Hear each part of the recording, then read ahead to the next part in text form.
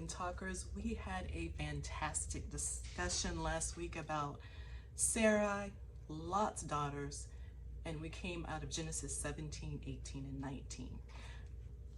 And if you missed it, we based it on the 5 O's, and the 5 O's are order, opportunity, opposition, obedience, and outcome. In summary, order is ensuring that you're living the right life with God involved. Opportunity are those challenges that God gives us to help us with our own personal growth and our relationship with Him. Opposition, the enemy is always going to try and stop and interrupt any kind of growth with God, any kind of relationship that you're trying to build with God. He is ready to abort anything that you're doing. So opposition is going to come along. Obedience, you have to stick to being obedient if you want to get through the opposition. So we have to be obedient, continue to do what God asks us to do, even though opposition has come along. And then outcome, the outcome is whatever opportunity God has given you, the results of it. And sometimes it's not what we expect, because this is God's outcome, not our outcome. All right.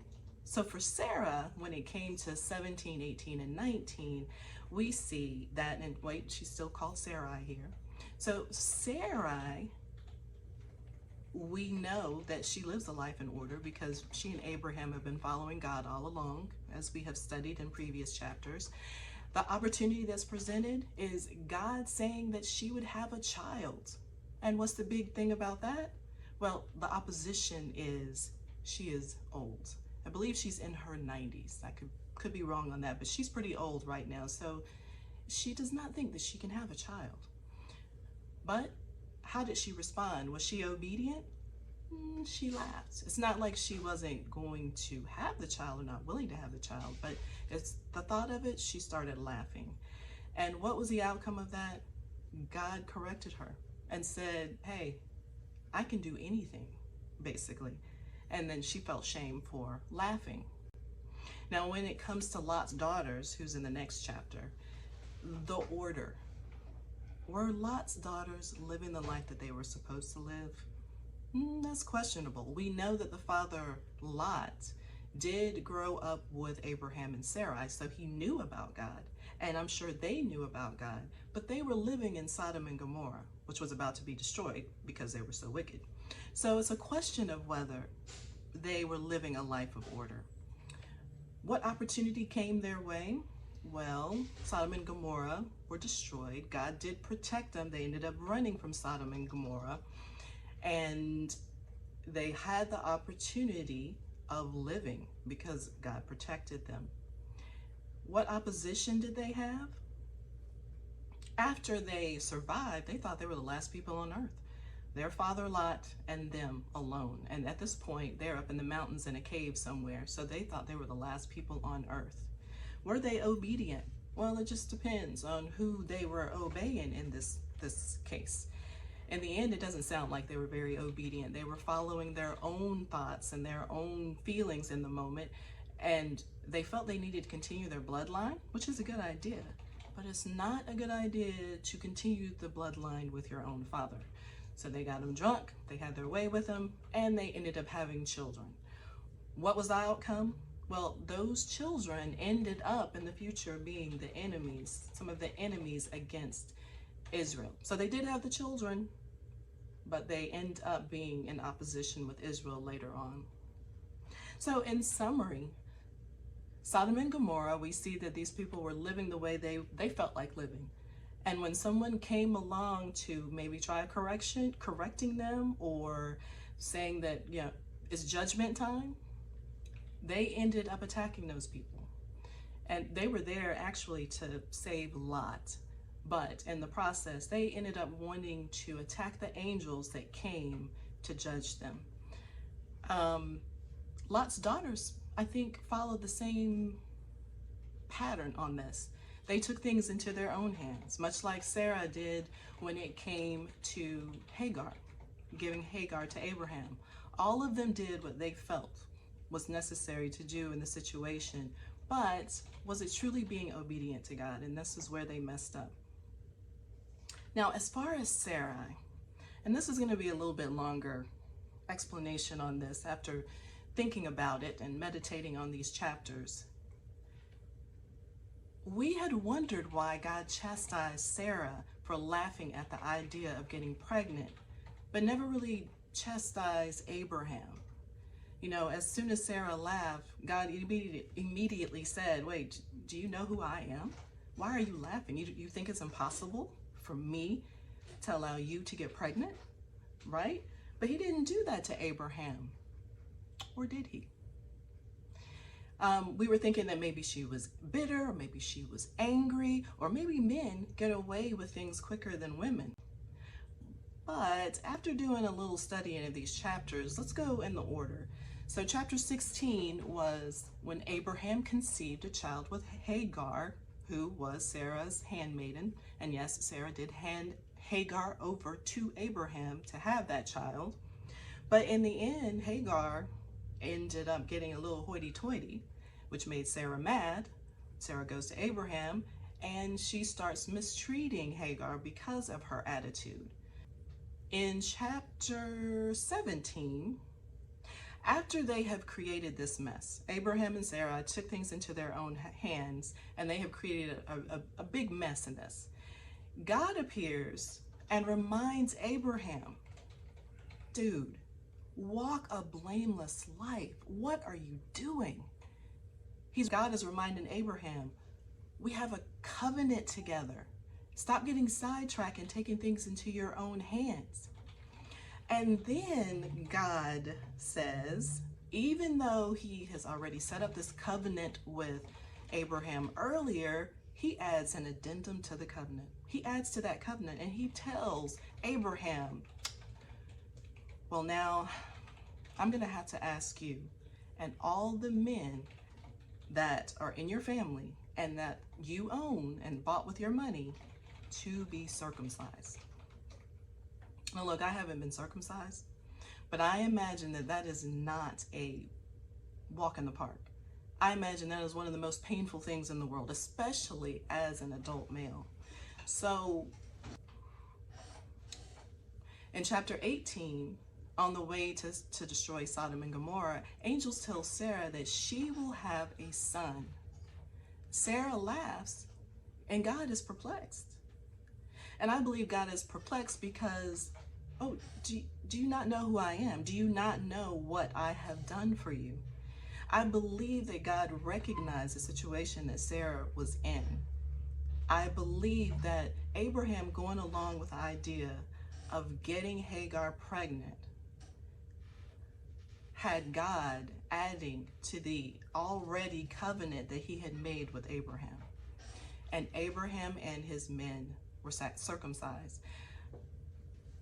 Circumcision I had not thought of in this way. It's just something that we have always grown up with. But reading about it and reading about when this actually took place in the story of Abraham and Sarah makes me think that this is a consequence to what Sarah and Abraham had done by taking things into their own hands. And Abraham had to pay a price, just like Sodom and Gomorrah.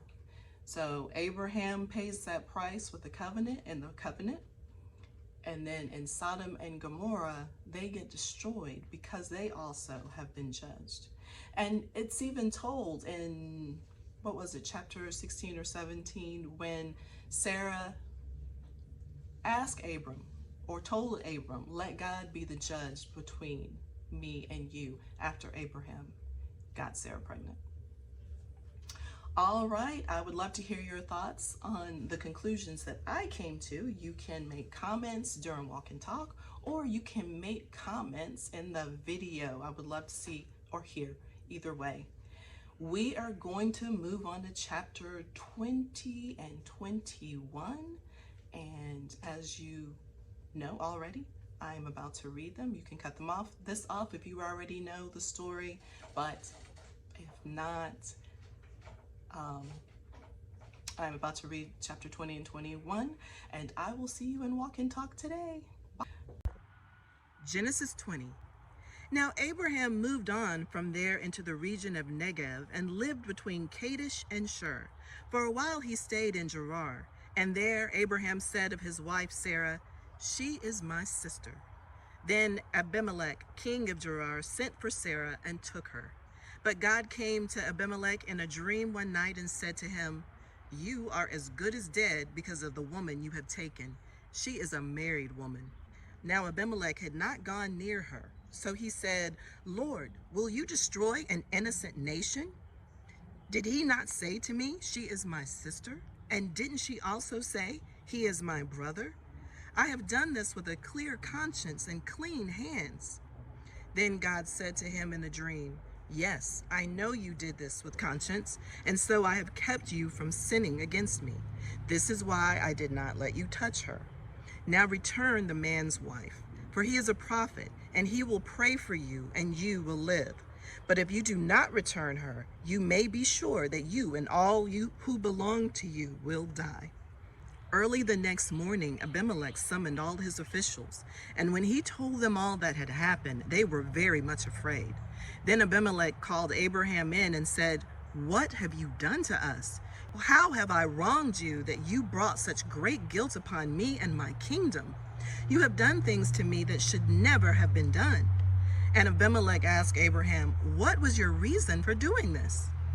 Abraham replied, "I said to myself, 'There is surely no fear of God in this place, and they will kill me because of my wife.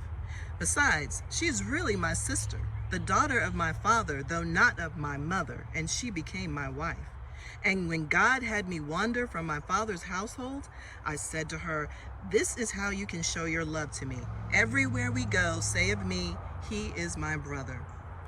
Then Abimelech brought sheep and cattle and male and female slaves and gave them to Abraham, and he returned Sarah, his wife, to him. And Abimelech said, "My land is before you. Live wherever you like." To Sarah he said, "I am giving your brother 1,000 shekels of silver. This is to cover the offense against you before all who are with you. You are completely vindicated." Then Abraham prayed to God, and God healed Abimelech, his wife, and his female slaves so they could have children again. For the Lord had kept all the women in Abimelech's household from conceiving because of Abraham's wife, Sarah. Now the Lord was gracious to Sarah as he had said, and the Lord did for Sarah what he had promised. Sarah became pregnant and bore a son to Abraham in his old age, at the very time God had promised him. Abraham gave the name Isaac to the son Sarah bore him. When his son Isaac was 8 days old, Abraham circumcised him as God commanded him. Abraham was 100 years old when his son Isaac was born to him. Sarah said, "God has brought me laughter, and everyone who hears about this will laugh with me." And she added, "Who would have said to Abraham that Sarah would nurse children? Yet I have borne him a son in his old age." The child grew and was weaned. And on the day Isaac was weaned, Abraham held a great feast. But Sarah saw that the son whom Hagar the Egyptian had borne to Abraham was mocking.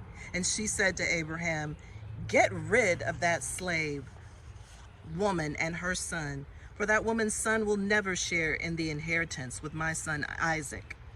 The matter distressed Abraham greatly because it concerned his son. But God said to him, "Do not be so distressed about the boy and your slave woman. Listen to whatever Sarah tells you, because it is through Isaac that your offspring will be reckoned. I will make the son of the slave into a nation also, because he is your offspring." Early the next morning, Abraham took some food and a skin of water and gave them to Hagar. He set them on her shoulders and then sent her off with the boy. She went on her way and wandered in the desert of Beersheba. When the water in the skin was gone, she put the boy under one of the bushels. Then she went off and sat down about a bow's shot away, for she thought, "I cannot watch the boy die." And as she sat there, she began to sob. God heard the boy crying, and the angel of God called to Hagar from heaven and said to her, "What is the matter, Hagar?